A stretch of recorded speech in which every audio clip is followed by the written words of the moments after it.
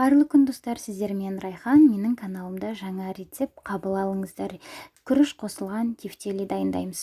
Ең алдымен бізге керекті заттар: тартылған ет, күріш және де 2 пияз қажет болады орташа. Тартылған етіміздің үстіне пиязымызды блендердің көмегімен майдалап аламыз.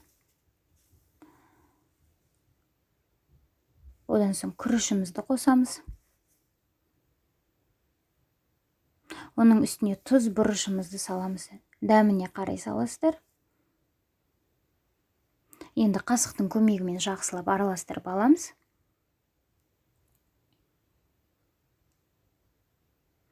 Араластырып болғанымыздан соң қойып қоямыз да көкөністерімізді турап аламыз. Пияз, сәбіз, капуста, картошка. Пиязымызды 4-ке бөліп турап аламыз. Одан соң сәбізімізді турап аламыз. Одан соң капустамызды турап аламыз. Соломка сияқты бөліп 2-ге жіңішке қылып турап аламыз.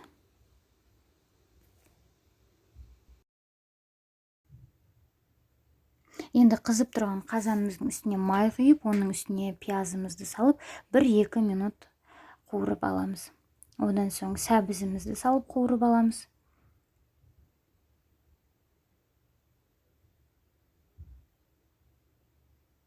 Одан капустамызды салып бір араластырып аламыз да үстіне тұзымызды және дәмдеуіштер, яғни приправаларымызды саламыз. Дәміне қарай сала бересіздер.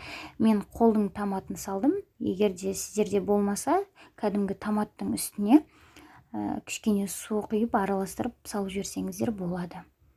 Кішкене қуырылған соң мұздай су құямыз үстіне. Осылайша қайнатуға қойып қоямыз. Одан соң картоптарымызды турап аламыз.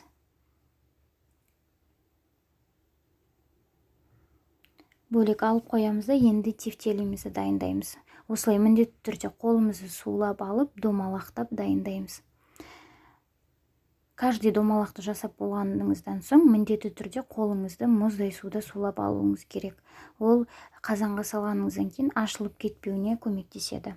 Яғни тефтелиларыңыз бөлініп кетпейді. Барлығын осылайша домалақтап алдық. Енді қазанымызға қараймыз. Қазанымыз осылайша қайнап жатыр. Үстіне картопты саламыз да азғантай су құйып және 5 минуттай қайнатуға қойып қоямыз. Осылай қайнап болғаннан соң үстіне тефтелиларымызды саламыз. Енді бұның үстіне де кішкене су құямыз. Батып тұруы қажет тефтелиларымыз. 15-20 минуттай қайнатамыз. Міне осылай әдемі болып пісіп шықты. Сорпасын көп қылып, сулы қылып дайындасаңыздар да болады. Бізге осылай дәмдірек ұнады. Видео ұнаған болса лайк басып, комментарий жазуды ұмытпаңыздар. Менің каналыма тіркеліңіздер.